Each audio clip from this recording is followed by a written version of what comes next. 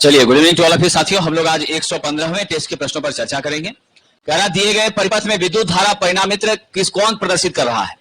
तो आप देख रहे हैं हमारा ए जो है यह साहब क्या है, स्विच की भांति आपको दिख रहा है। सी भी आपका क्या है, स्विच की भांति दिख रहा है। ये मेरा बी वाला जो पोर्शन है यहां आप देख रहे हैं ना, इस तरह से। तो ये आपकी क्या सूचित कर रहा है कि सिंगल टर्न एक तरफ है, अब बाकी तरफ ज्यादा रहेगा। तो ये आपकी कौन सी ट्रांसफर होगी? निश्चित रूप से हमारी क्या होगी, सीटी होगी, करंट ट्रांसफर होगी। आप सब जानते हैं हमारा जो साहब ट्रांसफार्मर है सीटी, वह जनरली कैसा ट्रांसफर होता है, स्टेप अप होता है। किस लिए इसका प्रयोग करते हैं? तो हाई करंट को मापने के लिए इसका प्रयोग करते हैं, हाई करंट को मापने के लिए प्रयोग करते हैं। दूसरी बात आप और यहां पर ध्यान रखिएगा कि हमारा जो यह सीटी हो, चाहे पीटी हो या कोई भी ट्रांसफार्मर हो, किस सिद्धांत पे काम करता है? तो आपको मालूम है, इलेक्ट्रोमैग्नेटिक म्यूचुअल इंडक्शन के सिद्धांत पर काम करता है। और एक छोटी बात जो आपको याद रखनी है, हमारे समान रूप से ट्रांसफार्मर की दक्षता 97 से 99% के बीच होती है। सभी मशीनों में सबसे ज्यादा दक्षता इसी की होती है। सभी मशीनों में सर्वाधिक दक्षता किसकी होती है? आपके ट्रांसफार्मर की ही होती है साहब। तो राइट आंसर किसको सेलेक्ट कर लेंगे? ऑप्शन नंबर बी ही मेरा एकमात्र यहां पर ट्रांसफार्मर को सूचित कर रहा है। क्या डिस्ट्रीब्यूशन ट्रांसफार्मर या कोई भी ट्रांसफार्मर रहेगा तो सबके लिए अलग अलग होता है विद्यार्थी, ठीक है ना। इस तरह से दिखाते हैं, कई सारे ट्रांसफार्मर हैं, सबके लिए अलग अलग सिंबल होता है।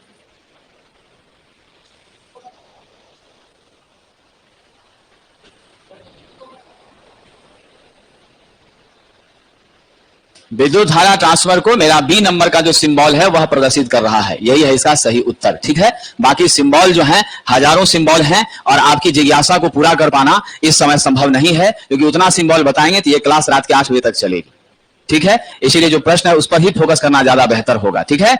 बाकी कभी समय मिलेगा तो अलग अलग सिंबल ही चर्चा कर देंगे। यूट्यूब पर अलग जब मौका मिलेगा तो क्लास लेके वहां पर सब सिंबल का चर्चा कर देंगे, ठीक है।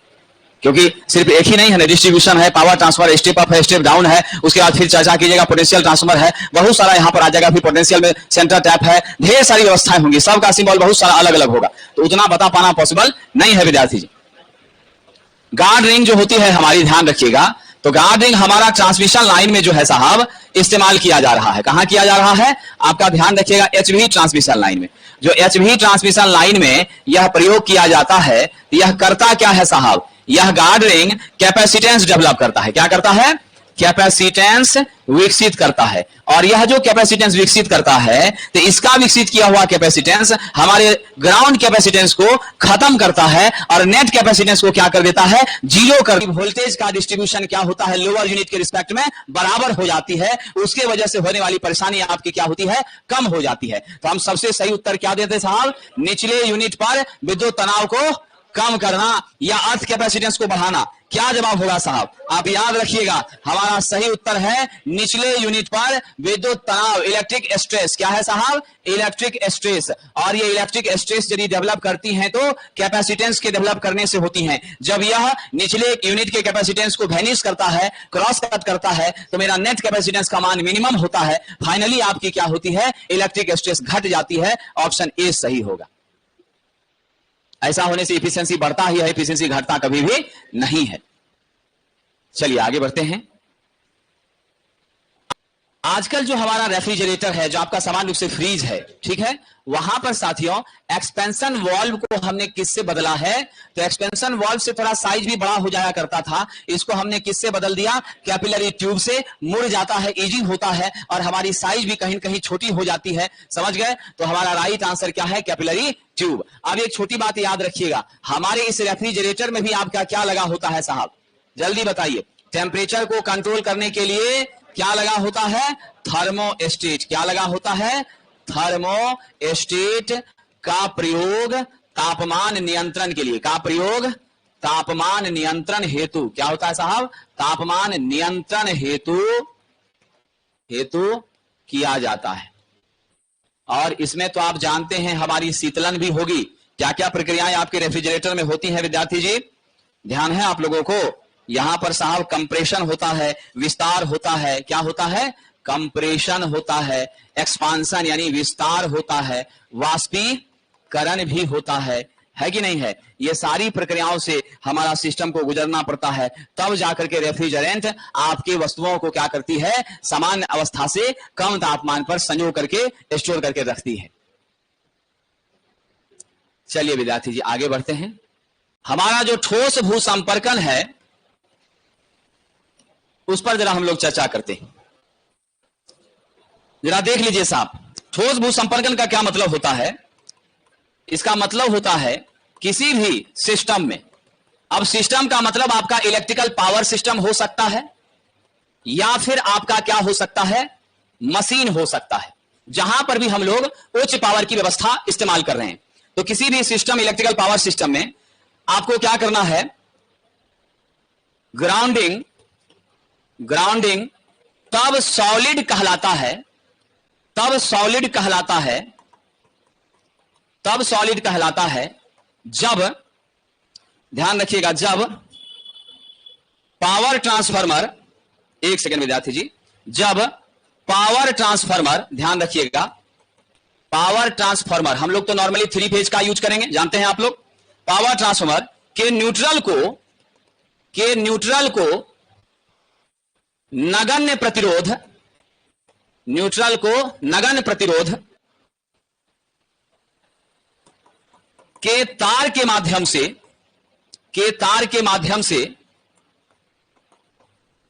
से सीधे पृथ्वी से जोड़ा जाए। समझ गए साहब? अब जरा ध्यान दीजिएगा, ऐसी स्थिति में क्या होता है, मेरे ग्राउंड वायर का जो रेजिस्टेंस है वह बिल्कुल क्या हो जाता है, 0 हो जाता है। यानी कोई भी इलेक्ट्रिकल मशीन है, पावर सिस्टम है, कोई भी ऐसी व्यवस्था है, अब हम मशीन की बात करेंगे तो 3 फेज मशीन होगा, उसी मशीन में आपका स्टार कनेक्शन का वाइंडिंग होगा। जब स्टार कनेक्शन का वाइंडिंग होगा तभी उसमें न्यूट्रल होगा, डेल्टा में बिल्कुल नहीं होगा। जब मेरे स्टार में न्यूट्रल होगा, उस न्यूट्रल को तो न्यूट्रल से तो तार निकालना पड़ेगा तभी जोड़ पाएंगे। और आप जानते हैं मेरा न्यूट्रल पॉइंट क्या होता है, मेरा न्यूट्रल पॉइंट जो होता है साहब, ये उभयनिष्ठ बिंदु होता है। और ये उभयनिष्ठ बिंदु कब हमको मिलता है सरकार, ये आपको सिर्फ स्टार कनेक्शन में मिलता है। ये आपने देखा आर वाई और बी, तो यहां पर ये आपका न्यूट्रल पॉइंट था। न्यूट्रल पॉइंट से हमने क्या किया, वायर निकाला, जो वायर मेरा कौन सा वायर है, न्यूट्रल वायर है। और जब इस न्यूट्रल वायर को आपने कैसा वायर वहां सेलेक्ट किया, न्यूट्रल को नगण्य प्रतिरोध का तार, यानी हम उस तरह का तार लेने का प्रयास करते हैं जिसका रेजिस्टेंस क्या हो साथियों, नेग्लिजिबल है, 0 है। और तब उस तार के द्वारा इस मशीन के सिस्टम को, या चाहे ट्रांसमिशन डिस्ट्रीब्यूशन का सिस्टम है, उसको, उसके न्यूट्रल को जब अर्थ से जोड़ने का काम करते हैं, तो यह व्यवस्था मेरी क्या कहलाती है, सॉलिड अर्थिंग कहलाती है। ठीक है साथियों?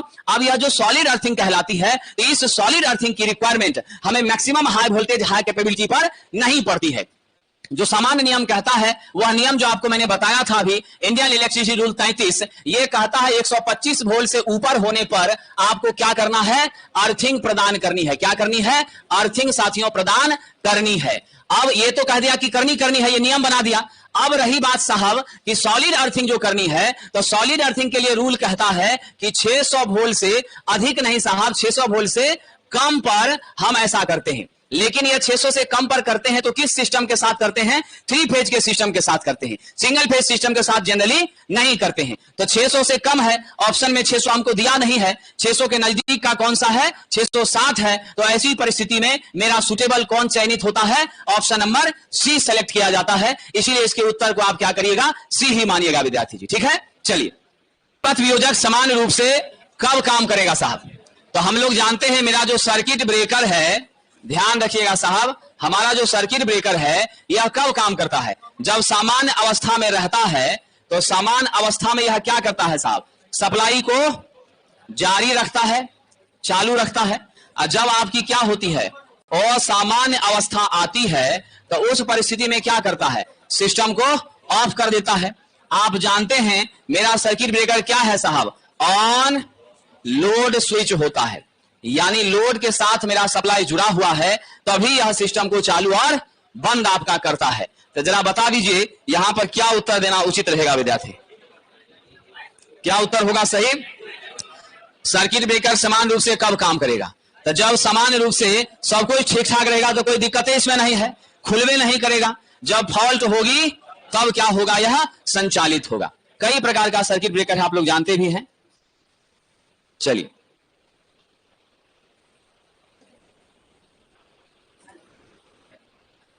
चलिए अगले प्रश्न की ओर चलते हैं। अगला प्रश्न है, शक्ति वितरण के लिए सबसे ज्यादा विश्वसनीय कौन है? ठीक है, आइए साहब जवाब दीजिए। सबसे विश्वसनीय हमारा पद्धति है साहब, भरोसेमंद पद्धति वो मानी जाती है जिस पद्धति में आपका कम से कम क्या हो, 2 सब स्टेशन से हमारा संपर्क हो। यदि हम 2 सब स्टेशन से संपर्क बनाते हैं तो आपका अगर एक सब स्टेशन मेरे लोड की आपूर्ति को करने में सक्षम नहीं होता है तो हम दूसरे से लेकर के पूरे सिस्टम को सप्लाई दे देते हैं, या किसी एक हिस्से में फॉल्ट आया तो उससे आपका दूसरा हिस्सा प्रभावित नहीं हुआ। या तो डबल सब स्टेशन की व्यवस्था हो या ऐसी व्यवस्था हो जिस व्यवस्था के माध्यम से मेरा साहब एक सेक्शन में फॉल्ट आने से दूसरे हिस्से में सप्लाई बाधित ना हो, तो उसे आप किस रूप में जानते हैं साहब? भरोसेमंद और विश्वसनीय व्यवस्था के रूप में जानते हैं। तो दिए गए प्रणाली में साहब जी आपका ट्री और रेडियल लिखा है, ये दोनों को लेना उचित नहीं है, सिर्फ रेडियल उचित नहीं है, ट्री नहीं है। सबसे बेस्ट मेरा क्या है? Ring man. रिंग मैन होने से अगर एक हिस्से में फॉल्ट आ भी जाती है, बाधा नहीं पहुंचती, हम सप्लाई को क्या करते हैं साहब? दूसरे माध्यम से कंटिन्यू प्रदान करने का काम करते रहते हैं। चलिए आगे बढ़ते हैं विद्यार्थी जी। आइए साहब अगला प्रश्न है, 100 केवी का यूज तो संभव ही नहीं है नॉर्मली। आरसीसी पोल साथियों, आरसीसी का पूरा नाम क्या होता है? Reinforced cement concrete. ये पोल आपके अगल बगल रास्ते में हर जगह मिलता है। आरसीसी पोल का इस्तेमाल हम लोग कहां तक करते हैं? 11 केवी तक ज्यादातर किया करते हैं। बाकी जोर जबरदस्ती का तो कोई है नहीं, आप 3300 लगा दीजिए, लेकिन उचित क्या है? 11 तक हम लोग नॉर्मली करते हैं। साहब जी हमारे जमीन से ध्यान रखिएगा, जमीन से कितना ऊंचाई पर इसको स्थापित किया जा रहा है? 7 से 12 मीटर की हाइट पर रहती है। जमीन से 7 से 12 मीटर की ऊंचाई पर होती है। अगला ध्यान दीजिएगा, हमारा साहब कितना ड्यूरेबिलिटी कितना होता है? इसकी आयु कितनी होती है? 100 वर्ष होती है। उसके बाद विद्यार्थी जी स्पैन कितना मेंटेन कर सकता है? 80 से 100 मीटर। 80 से 100 करिए, यानी 100 मीटर मोटा मोटी हो गया। 80 से 100 मीटर का स्पैन को एडजस्ट कर सकता है। यानी जमीन से हाइट हम लोग 7 से 12 मीटर रखते हैं, जहां जैसा जरूरत है। 100 वर्ष 99 साल तो आरसीसी चलता ही है। कोई भी बिल्डिंग हमारी बनती है तो नेचुरली क्या होती है? 99 वर्ष उसका आयु रहता ही है। उसके बाद साहब स्पैन इसका नॉर्मली क्या है आपका? 80 से 100 के बीच है। ठीक है, चलिए साहब राइट आंसर क्या हो जाएगा? ऑप्शन डी को लेके चलेंगे। आइए आगे बढ़ते हैं। क्या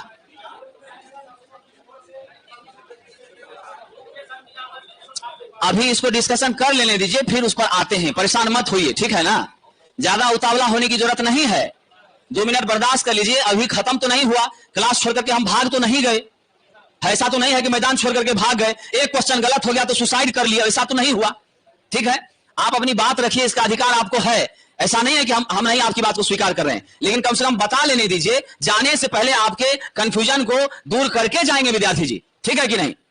समझे ना? ऐसा नहीं है कि कंफ्यूजन को दूर करके नहीं जाते हैं। दुनिया का सबसे बड़ा विद्वान हम हैं, ऐसा भी हम नहीं मानते। समझ गए कि नहीं? वो अगर मान रहे होते तो 2 साल से आपके बीच यहां टिकते नहीं, पटना छोड़ के भाग गए रहते।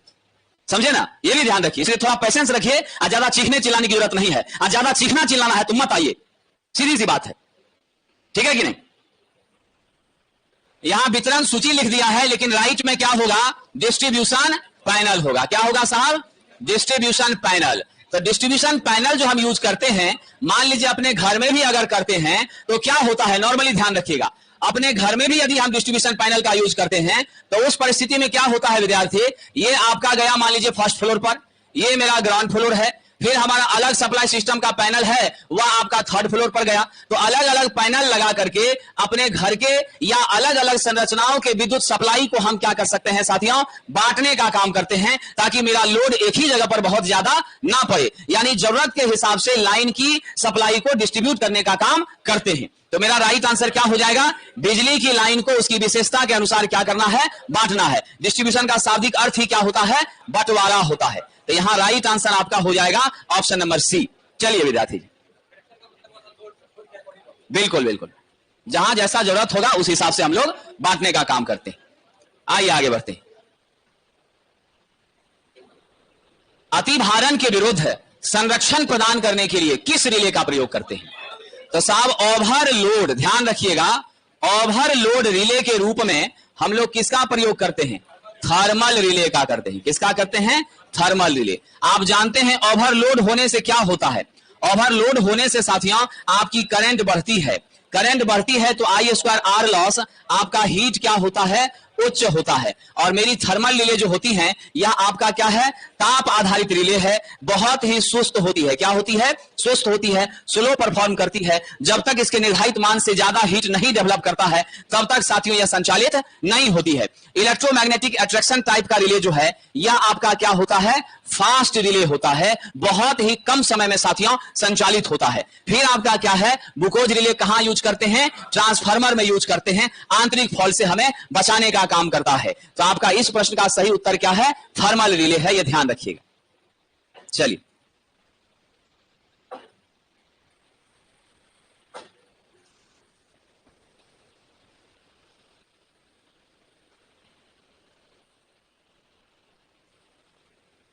आइए विद्यार्थी जी आगे बढ़ते हैं। कह रहा एक ऑटो ट्रांसफार्मर की प्राइमरी वाइंडिंग में टर्न की संख्या 210 है। N1 क्या हो गया? 210। N2 का मान कितना है? 140। मेरे पास इनपुट करंट I1 कितनी हो गई? 60 एम्पियर। आपसे कह रहा I2 बराबर बताइए क्या होगा। हम लोग जानते हैं चाहे मेरा ऑटो ट्रांसफार्मर हो या मेरा साहब क्या हो? नॉर्मल टू वाइंडिंग ट्रांसफार्मर हो, सभी में N2 बाय N1 बराबर I1 बाय I2 होता है। यहां से I2 का मान हम निकालेंगे N1 इंटू I1, अब बटा आपका क्या हो जाएगा? N2। अब N1 का मान कितना दे दिया है? 140। I1 का मान कितना दे दिया है? 60। नीचे आपका N1 कितना हो, N2 कितना हो गया? N1 बटा I1 है ना, तो मेरे पास N1 है 210, तो 210 ऊपर गुना होगा, नीचे क्या हो जाएगा? 140। सिंप्लीफाई करिए तो कितना आ रहा है? सप्लाई सॉल्व करने पर कितना आ रहा है विद्यार्थी जी? 90 आ रहा है। ठीक है, तो 90 एम्पियर तो मेरा क्या मिल गया? I2 मिल गया। लेकिन क्वेश्चन हमको क्या कह रहा है? आपको एक बात तो क्लियर हो गई है कि मेरे इनपुट की करंट 60 है, निर्गम कुंडली और उभयनिष्ठ कुंडली, समझ गए साहब? तो मेरी उभयनिष्ठ कुंडली क्या हो जाती है? मेरा आउटपुट का करंट क्या हो गया? 90 एम्पियर हो गया, इसमें कोई शक नहीं। लेकिन जो मेरा आई कॉमन होता है वह क्या होता है? मेरा आई कॉमन होता है I2 माइनस I1। आप सबको मालूम है ना, मेरे साहब ऑटो ट्रांसफार्मर में आपका I2 उसके I2 के जैसा नहीं होता है। यहां पर जो सेकेंडरी करंट होती है वह आपकी सेकेंडरी करंट, याद रखिएगा, सेकेंडरी करंट आपकी not equal to common current होती है। क्या होती है साहब? सेकेंडरी करंट कॉमन करंट के बराबर यहां पर नहीं होती है। इसीलिए हम लोगों को मान क्या होता है? अलग मिलता है। तो मेरा 90 है आपका आउटपुट का करंट, अब माइनस आपका क्या हो जाएगा? 60 बराबर टोटल कितना? 30 एम्पियर। तो मेरा सही उत्तर क्या होगा? 90 और 30, यानी सी नंबर को सही माना जाएगा।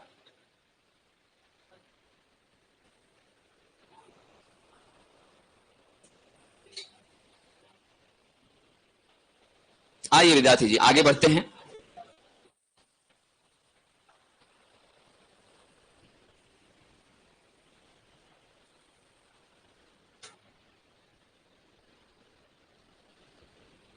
चलिए आगे बढ़ें।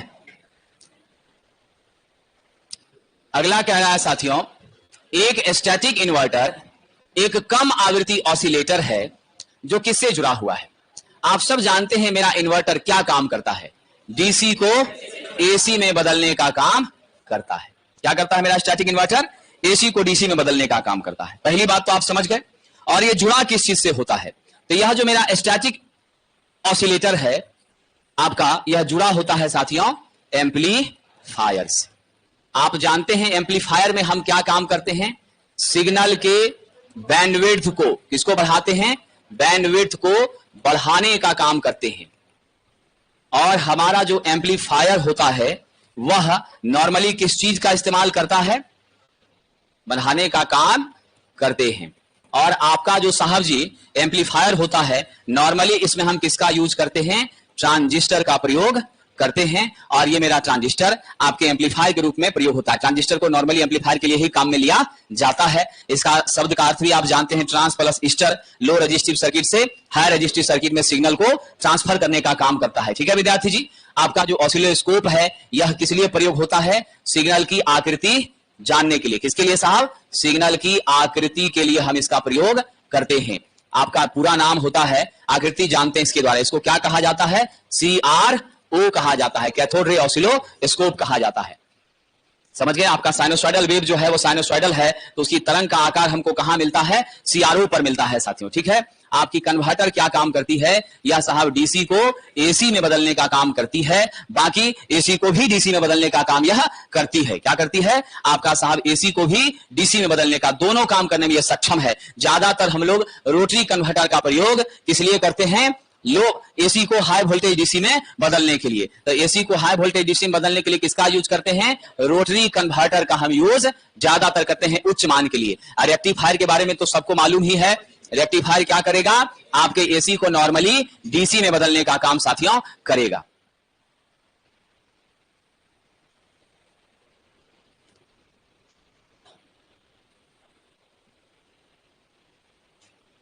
चलिए अगले प्रश्न की ओर चलते हैं।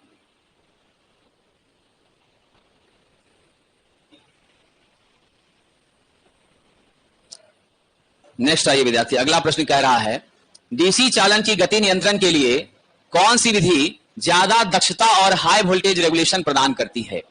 साहब आप जानते हैं हमारा जो फील्ड रेजिस्टेंस कंट्रोल है, इससे क्या फायदा होगा? फील्ड रेजिस्टेंस हो या फील्ड फ्लक्स हो, नॉर्मली आप जानते हैं इन सभी विधियों में क्या होता है? मेरी फ्लक्स के मान में कमी ही आती है। फ्लक्स के मान में कमी आती है तो नेचुरली मेरा स्पीड बढ़ता ही बढ़ता है। लेकिन आर्मेचर वोल्टेज कंट्रोल मेथड जो है विद्यार्थी जी, इसमें क्या है? आप सब जानते हैं मेरी बैक ईएमएफ के बिल्कुल समानुपाती क्या होता है? स्पीड होती है। अगर मेरी बैक ईएमएफ बढ़ती है तो स्पीड भी बढ़ता है, अब बैक ईएमएफ घटती है तो मेरा स्पीड भी क्या होता है विद्यार्थी? घटता है। ये जो आर्मेचर वोल्टेज मेथड है ये मेरा सबसे भरोसेमंद और विश्वसनीय इसलिए माना जाता है साथियों, क्योंकि इसके द्वारा आप क्या कर सकते हैं? अपनी जरूरत के हिसाब से वोल्टेज के मान को सामान्य से कम भी करने में सक्षम होते हैं, और जब नीड होती है तो हम थोड़ा बढ़ा भी सकते हैं। लेकिन बढ़ाने घटाने का अगर यहां दिया गया रहता वार्ड लियोनार्ड मेथड, तो हम लोग उसी को टिक लगाते। वो नहीं है, इसीलिए हम यहां पर इसको टिक लगा रहे हैं। वो रहता तो सबसे अच्छा उसी को मानते। रिवर्स में भी गति को करने की ताकत वो रख रहा था साहब, लेकिन खर्चीला होता है, महंगा होता है, ये एक समस्या उसके साथ थी। चलिए साहब आगे बढ़ें। आप जरा ध्यान रखिएगा, आर्मेचर नियंत्रण विधि जो है कहां यूज होगा? ये क्वेश्चन आप यहां से ध्यान रख लीजिएगा। ये यूज होगा आपको क्रेन में, होइस्ट में, क्रेन में, होइस्ट में, इन सभी जगहों पर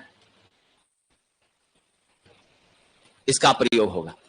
ठीक है, दूसरा जो है साथियों ध्यान रखिएगा, अगर हम लोग आर्मेचर नियंत्रण का प्रयोग करते हैं तो फिक्स लोड पर क्या करता है?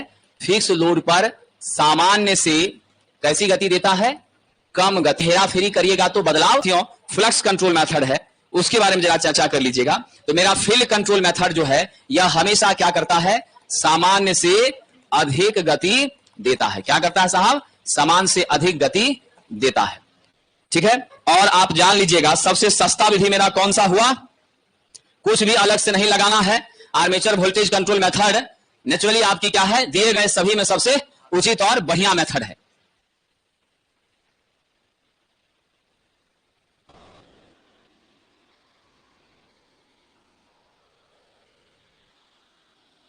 चलिए आगे बढ़ें। अगला है कोई केबल को YFY के रूप में डिजाइन किया जा रहा है। अब जरा समझिएगा, पहला Y जो है ना, ये कॉपर या एल्युमिनियम के लिए प्रयोग किया जाता है कोडिंग। F से पता चलता है फ्लैट आर्मर्ड। क्या होता है? Flat armoured. आर्मरिंग आप जानते हैं केबल की मजबूती के लिए किया गया है। हम या तो गैल्वेनाइज्ड आयरन का प्रयोग करते हैं या नहीं तो स्टील के तार का प्रयोग करते हैं। ठीक है, उसके बाद आ जाइए साहब, जो लास्ट वाला Y है वह क्या बताता है साहब जी? PVC शीथड कि XLP शीथड? सबसे लास्ट वाला क्या बताता है? PVC कवर्ड या PVC शीथड बताता है। अब आप ऑप्शन से मिलान कर लीजिए। ठीक है, क्या हो जाएगा मेरा? कॉपर कंडक्टर पीवीसी रोधन वायर फ्लैट आर्मर्ड, ठीक है। यहां एल्युमिनियम तो लिखा है लेकिन XLP दे दिया है, तो इसीलिए गलत हो गया। कॉपर तो दिया है लेकिन XLP दे दिया। अब पीवीसी होता बिल्कुल ये गलत हो गया। एल्युमिनियम दिया वाई कनेक्टेड राउंड, तो ये तो नहीं बता रहा है। सबसे सही आंसर क्या हो गया? ताम्र चालक। अगर ऐसा रहता एल्युमिनियम चालक पीवीसी रोधन flat armour PVC powder sheathed, तब हम उसको ही ले सकते थे अगर इसकी जगह पर वो रहता तो, क्योंकि वाई क्लासिफाई नहीं करता है सिर्फ कॉपर या सिर्फ एल्युमिनियम, ये दोनों के बारे में सूचना देता है। क्यों साहब? क्योंकि हम कंडक्टर के रूप में या तो एल्युमिनियम लेते हैं या कॉपर लेते हैं, यही दो का प्रयोग विशेष रूप से करते हैं। चलिए विद्यार्थी अगले प्रश्न की ओर चलते हैं। आइए अगला प्रश्न है, हाई वोल्टेज केबल में इंसुलेशन के लिए साथियों रबर कभी भी नहीं, लेड किस लिए लेते हैं? शीथ के रूप में लेते हैं। लोहा तो बिल्कुल भी नहीं। आपका कौन सा पेपर? इम्परजिनेटेड पेपर। क्या करते हैं साहब? इम्परजिनेटेड पेपर का प्रयोग करते हैं। संश्लेषित कागज। क्या होता है? संश्लेषित कागज। संश्लेषित कागज। अब ऑप्शन जो आपका दिया है उस आधार पर मेरा राइट आंसर क्या है? संश्लेषित कागज। एक्स्ट्रा उच्च होगा तब हम लोग क्या करेंगे? कल बताए थे PPLP। ट्यूबुलर खंभों के बीच कितनी दूरी होनी चाहिए? तो साथियों नॉर्मली आप जानते हैं हमारा जो ट्यूबुलर खंभा है उसमें कितना होता है? 50 से 80। तो याद रख लीजिएगा ट्यूबुलर पोल्स में स्पैन बराबर 50 से 80। RCC पोल्स में आपका स्पैन कितना? अभी जस्ट बताया था 80 से 100 मीटर है। क्या है साहब? मीटर है। उसके बाद आइए साहब स्टील टावर की बात करिएगा, तो आपका स्टील टावर में कितना? स्टील टावर में कम से कम 300 मीटर, 300 से 500 मीटर के बीच रह सकते हैं। उसके बाद आपका लकड़ी हुआ, लकड़ी पोल में कितना साहब? 40 से 50 मीटर ही हम लोग रहते हैं। इसको याद कर लीजिएगा। तो मेरा राइट आंसर यहां हो जाएगा बी नंबर।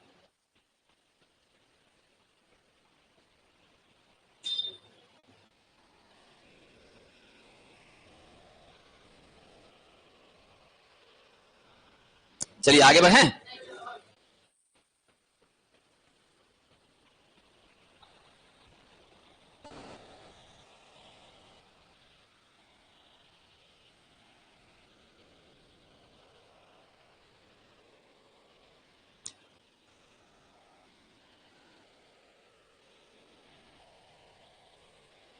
चलिए विद्यार्थी जी अगला प्रश्न देखते हैं। अगला प्रश्न कह रहा है कंट्रोल कैबिनेट में इस्तेमाल की जाने वाली एल्युमिनियम बस बार अगर किस तरह की है साहब? रेक्टेंगुलर क्रॉस सेक्शन की होनी चाहिए। सही बात है। यानी आप बस बार दो ही चीज का लेते हैं, या तो आप कॉपर का लेते हैं या एल्युमिनियम का लेते हैं। ये मेरा रेक्टेंगुलर आकृति का बस बार है जिससे आप किसको जोड़ने का काम करते हैं? चाहे तो आप दो फीडर को जोड़ने का काम करते हैं या जनरेटर से हमारे फीडर लाइन को जोड़ने का काम करते हैं। दो अल्टरनेटर को भी कपल करने के लिए हम इसका प्रयोग कर सकते हैं। ये सारी चीजें आपकी होती हैं। तो कह रहा है कि हमारा अगर रेक्टेंगुलर क्रॉस सेक्शन का है तो उसका करंट घनत्व किससे ज्यादा होने का संभावना नहीं है, किससे ज्यादा नहीं रखना चाहिए। इस प्रश्न को आप याद ही कर लीजिएगा। कितना होता है? 800 एम्पियर प्रति स्क्वायर इंच जो है हमारा, उससे ज्यादा का प्रयास हम नहीं करते हैं। तो यहां पर भी आपका ऑब्लिक में हो जाएगा 800 एम्पियर प्रति स्क्वायर इंच, इससे ज्यादा हम लोग नहीं यूज करते। कॉपर का जो है 800 एम्पियर से क्या हो जाएगा? नेचुरली क्या होगा? थोड़ा सा कम होगा कि बढ़ जाएगा? ज्यादा हो जाएगा। बिल्कुल कॉपर में क्या होगा? इससे थोड़ा सा ज्यादा हो जाएगा विद्यार्थी। इस सब का एक चार्ट रहता है, समझे कि नहीं? ये सब चार्ट जो है वो आप लोगों के लिए नहीं है। जब आपका नौकरी होगा तब वहां पर वो सब चार्ट के हिसाब से काम करवाया जाता है, ठीक है कि नहीं? ये मामला है। क्वेश्चन पूछ देता है तो अब क्या कीजिएगा? ITI के सिलेबस का हिस्सा नहीं है ये सब चीज। जब आप जाते हैं वहां पर IS कोडिंग ये सारी चीजें वहां पर आपको करनी होती है, तो उस पर एक चार्ट के आधार पर साइज मिलाइए और साइज के हिसाब से फिर करंट का कंडक्शन का स्टेप लीजिए, उस हिसाब से करना होता है। इसीलिए तो 2 साल प्रोबेशन पीरियड पे रखा जाता है ताकि आदमी काम को जाने समझे सीखे। कहना 200 वोल्ट वाले 6 HP की शॉर्ट की गई शंट कंपाउंड मोटर में 1 ओम का आर्मेचर प्रतिरोध है और आपका क्या है मेरा साथियों? सीरीज फील्ड रजिस्टर भी कितना है? 1 ओम है। और साहब जी आपका शंट फील्ड रजिस्टर कितना है? 220 ओम है। 17 एम्पियर का फुल लोड करंट है, यानी IL कितना है 17 एम्पियर। आपका कह रहा है शंट कंपाउंड साथियों, तो आप जान रहे हैं नॉर्मली जो मेरा शंट कंपाउंड होता है इसमें आप क्या जानते हैं, मेरा लाइन करंट और मेरी सीरीज की करंट दोनों क्या होती है, लगभग समान हो जाती है। क्या होती है साहब, दोनों समान ही रहती है, एक ही साथ जुड़ी रहती है। अब इस क्वेश्चन को जरा ध्यान दीजिए विद्यार्थी, इसमें हम लोग क्या करेंगे, तो यहां पर हम लोगों को सबसे पहले ध्यान देना है कि आपका VSH आपको निकाल लेना है। सब डाटा तो है ही, मेरा शंट वोल्टेज अगर निकल जाए तो हमको शंट फील्ड का करंट नहीं निकल जाएगा, ISH बराबर VSH बाय RSH कर देंगे। तो मेरा शंट का वोल्टेज जो होगा, क्या आपको लगता है शंट मोटर रहती तो सीधा V बटा RSH कर देते, यहां सीधा भी नहीं होगा, यहां दोनों वोल्टेज आपको लेना होगा क्योंकि आपका कंपाउंड है। तो मेरा VSH यहां क्या होता है, main supply voltage minus ISE into RSE। तो क्या होगा साहब, V का भी कितना दिया गया है 220, ISE कितना है 17 गुना RSE कितना है 1, तो 220 माइनस 17 बराबर 203 वोल्ट हो गया। अब आप यहां से आ जाइए, ISH निकालिए, क्या हो जाएगा साहब 200.9297, मतलब लगभग किसके बराबर हो गया, ऑप्शन नंबर डी के करीब वैल्यू आपका आ गया।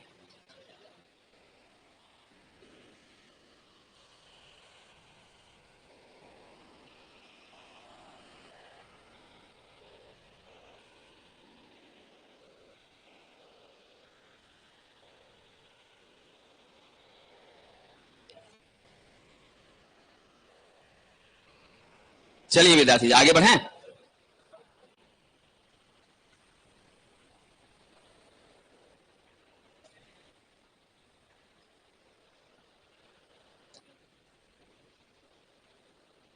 हो गया, कह रहा है कि ट्रांसफार्मर 0.6 एम्पियर की धारा ले रही है, 64 वाट वह अवशोषित कर रहा है।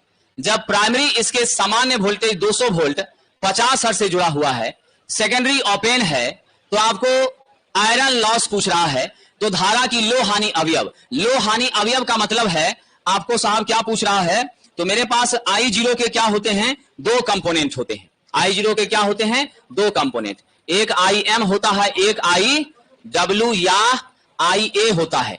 इसको हम लोग वर्किंग या एक्टिव कंपोनेंट कहते हैं। क्या कहते हैं, वर्किंग या एक्टिव कंपोनेंट कहते हैं।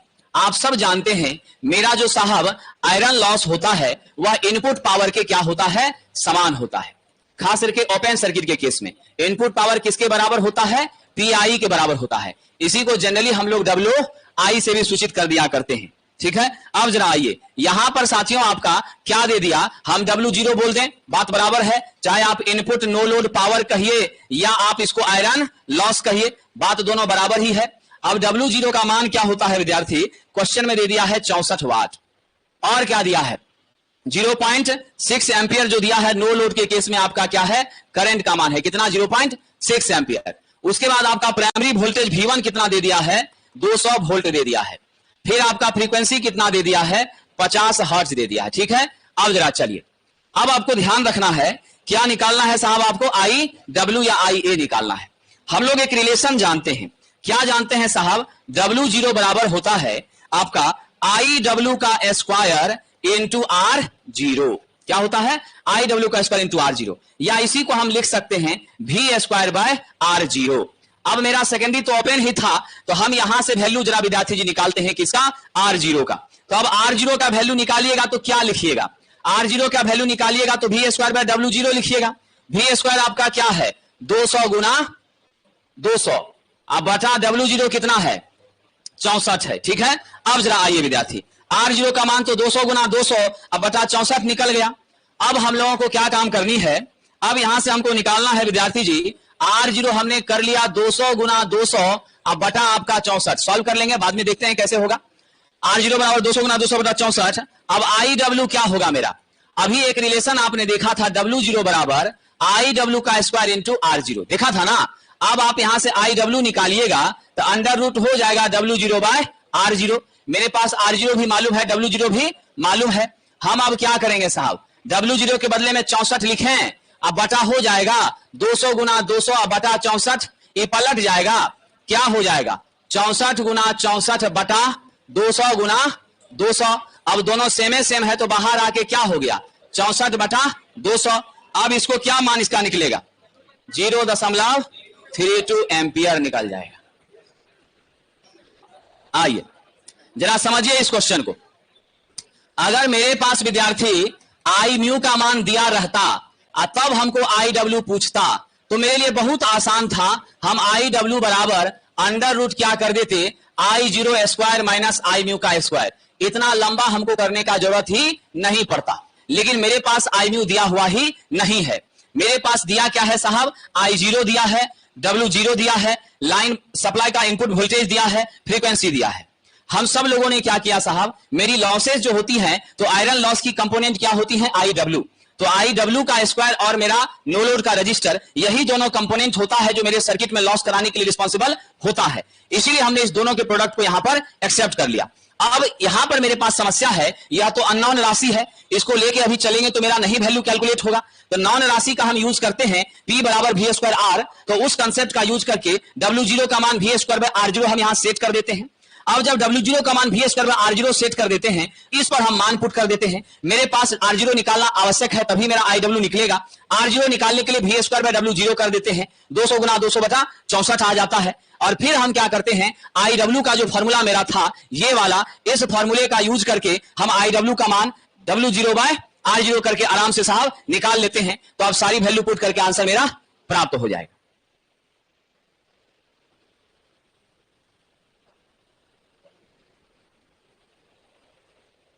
चलिए विद्यार्थी जी आगे बढ़ते हैं।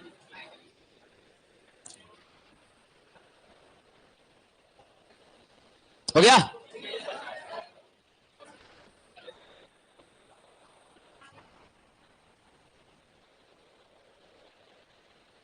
एक ट्रांसफार्मर में फुल लोड पर आयरन लॉस आपका कितने का है, 900 वाट का है। ठीक है, मेरी कॉपर लॉस कितने की है, 1600 वाट की है। आपसे पूछ रहा है ट्रांसफार्मर किस भार पर मैक्सिमम एफिशिएंसी देगा। आपसे पूछ रहा है एक्स लोड, क्या पूछ रहा है, एक्स लोड। तो आप लोग जानते हैं साहब केवीए एट मैक्सिमम एफिशिएंसी क्या होता है, ये होता यू हो जाता है। आपका आंसर परसेंटेज में दिया है, तो हम लोग क्या करेंगे, केवीए एट मैक्सिमम एफिशिएंसी बराबर अंडर रूट कर दीजिए 900/1600 गुना 100। क्या हो जाएगा साहब, 3/4 गुना 100। कितना आ गया विद्यार्थी, 75%। यानी 70% यदि 75% यदि फुल लोड का रहेगा तब आपका एफिशिएंसी मैक्सिमम मिल जाएगा।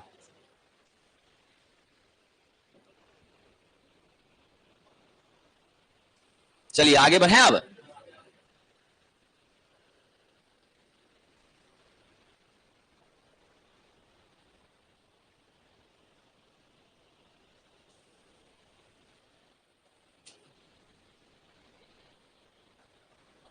आइए विद्यार्थी जी आगे बढ़ते हैं। अगला प्रश्न है, एक अल्टरनेटर में 1 से 8 के क्वाइल स्पान के साथ 36 स्टेटर स्लॉट है। यानी स्टेटर स्लॉट आपका कितना हो गया, 36। पोल आपका क्या हो गया, 4। विद्यार्थी आप जानते हैं क्या संबंध होता है जी, हम सब लोगों को मालूम है। मेरा साहब पोल पिच बताइए। पोल पिच सबसे पहले क्या होगा, स्लॉट बटा पोल होगा, यानी 36/4 यानी आपका 9 हो जाएगा। ठीक है, अब आप जरा यहां ध्यान दीजिए, मेरा कहां से कहां तक फैला है, 1 से 8। तो क्वाइल स्पैन क्या होगा, 8 - 1 बराबर 7। अब शॉर्टेड कितने से है, शॉर्ट पिच्ड कितने से है, तो आपका टोटल है 9। आइए कहां तक जा रहा है, 7 तक। तो 2 आपका क्या हो गया, शॉर्ट पिच हो गया। अब जल्दी से विद्यार्थी यहां आइए, अब हमारे पास अल्फा का मान हमको निकालना है। अल्फा क्या होती है, क्वाइल शॉर्ट पिच्ड जितना से भी है, अब बटा क्या हो जाता है, आपका पोल पिच हो जाता है, और गुना क्या हो जाता है, 180। तो क्वाइल शॉर्ट पिच कितने से है, 2 से। पोल पिच क्या है मेरा, 9, गुना क्या हो गया 180। क्या हो जाएगा साहब, काट के 40 हो जाएगा। 40 डिग्री आपका अल्फा आ गया। अब आपसे पूछ क्या रहा है, पिच फैक्टर। केपी क्या जानते हैं, कॉस अल्फा बाय 2। तो कॉस 40/2 कर दिए, क्या हो गया, कॉस 20 डिग्री हो गया। राइट आंसर क्या हो जाएगा, कॉस 20 हो जाएगा। अब चलिए आपका जो कठिनाई था उस पर हम लोग चलते हैं।